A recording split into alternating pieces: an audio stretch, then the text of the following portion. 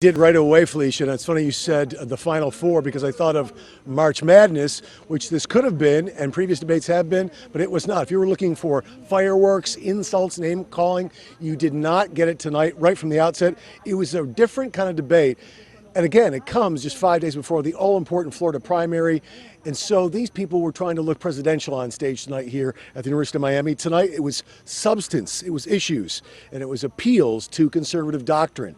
Now, the tone was set before the candidates ever took the stage when RNC Chairman Reince Priebus called the GOP the Party of Equality and made it clear that the GOP will support the nominee, whoever it is, making direct reference, perhaps, to some of the attacks on Donald Trump this week. And the frontrunner Trump probably shocked everybody by refusing to be baited into angry skirmishes by his closest opponent in this race overall, Senator Ted Cruz.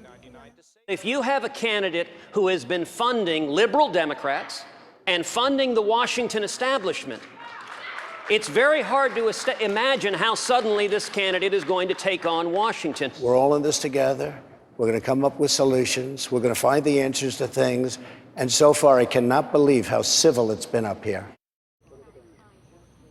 And frankly, neither could anyone else. Does that sound like the Donald Trump you've heard in previous debates? It was a very different tone throughout tonight. Now, of course, the pressure's still on Senator Marco Rubio. Many people believe his candidacy is about finished, but again, there is a chance that next Tuesday, the Florida primary could reignite the Rubio campaign, and he was in front of the hometown crowd. His shining moment came as he slammed the Obama administration's opening of relations with Cuba, arguing instead, as he has in the past, it merely pours American dollars into a brutal, repressive Castro regime.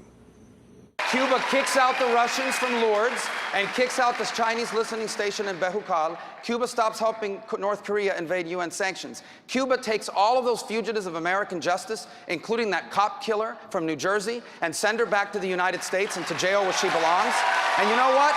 Then we can have a relationship with Cuba. That's a good deal. Thank you, Senator Rubio. There are a lot of talks about deals tonight, but the real deal here is, did Senator Rubio do enough tonight to maybe flip the switch come Tuesday? Adam Hassner, our exclusive WPBF 25 News political analyst, is here. You're inside the debate hall. First of all, tell me about the difference you saw, not just in Trump or Rubio. The overall tenor of this debate tonight seemed so different. Well, substance really broke out. What we saw tonight was a real debate on the issues. We talked about Social Security, we talked about Cuba, we talked about Israel.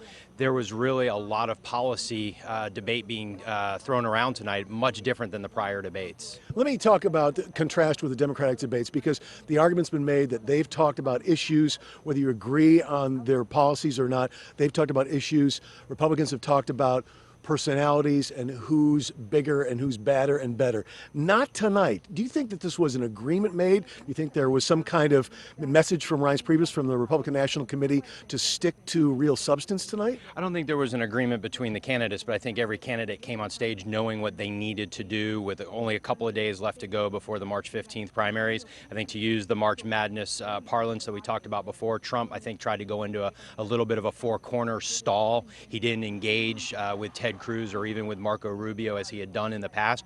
But I think Cruz and Rubio really proved themselves to be much more substantive on the issues and really demonstrating that Trump really didn't have any specific plans or knowledge as it related to many of those issues. Now, you, as an in-depth analyst on this type of debate, may have seen that. Do you think the average voter could really see that tonight? Does it sway anybody away from Trump? Well, it hasn't made a difference in the past. These are things that have been pointed out not just by the opponents on the stage prior to tonight and tonight as well, but also by the media, and it hasn't made a difference. So we're going to find out if substance is going to play over personality, because I think the questions that were answered by Rubio, by Kasich, by Cruz certainly provided that conservative flavor, and whereas Trump, I think, left a lot to be desired on policy, but it may not matter come Tuesday. Adam, before I let you go, I know you're working hard for the Rubio campaign. I want to make that clear.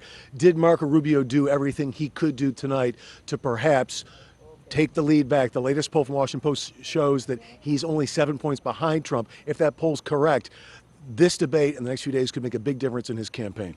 Well, Marco had the home court advantage tonight here in Miami when he talked about Cuba, when he talked about Israel, when he talked about Social Security and the fact that you really do need to do something about it or it's going to go bankrupt, and waste, fraud, and abuse doesn't do anything to help make it solvent. I think he reminded people of that 2010 campaign, and we're going to see if it's going to be enough of a spark in the final days. And remember, Marco Rubio has said previously and has stuck by it, whoever wins the Florida primary will be the Republican nominee. For now, I'm Todd McDermott, live in Miami at the GOP debate on the campus of the University of Miami. Adam, thanks for joining us again tonight. Felicia, I'll send it back to you.